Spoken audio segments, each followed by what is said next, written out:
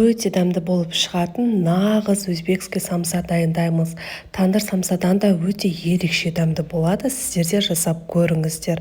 Видеоны соңына дейін тамашалаңыздар. Алдымен ұнымызға жұмыртқамызды, тұзымызды, суымызды және де сұйық майды құйып, жақсылап араластырып, бір массаға жеткенше қамыр илейміз. Қамырымызды бетін жауып, кемінде жарты сағатқа қалдырамыз. Жарты сағат өтіп шыққаннан кейін кішкене ғана ұн сеуіп, қамырымызды барынша жұқалау етіп жайып шығыңыздар. Оның үстіне маргарин, сары майымызды ертіп алып, бір тегіс етіп жайып, видеода көрсетілгенде орап шығамыз. Одан кейін оны тағы да орап, салафан пакетке салып, морозилкаға кемінде 1 сағатқа қалдырамыз. Оған дейін ішіндегі салмасын дайындаймыз.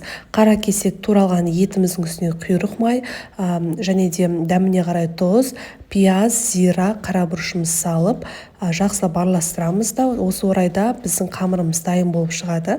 Морозилкадан оны алып, бірнеше бөліктерге бөлеміз. Менде дәл осы тесто бойынша 8 қамыр дайын болды.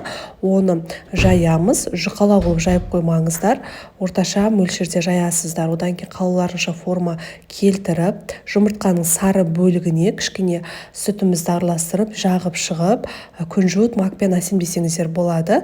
Қызып тұрған пеште 180 градуста 40-45 минутта пісіріп аламыз. Мінеки біздің самсаларымыз дайын болды. Хрустящий, прям күшті болып шықты. Өзіме өте қатты ұнады. Сіздер де жасап көріңіздер.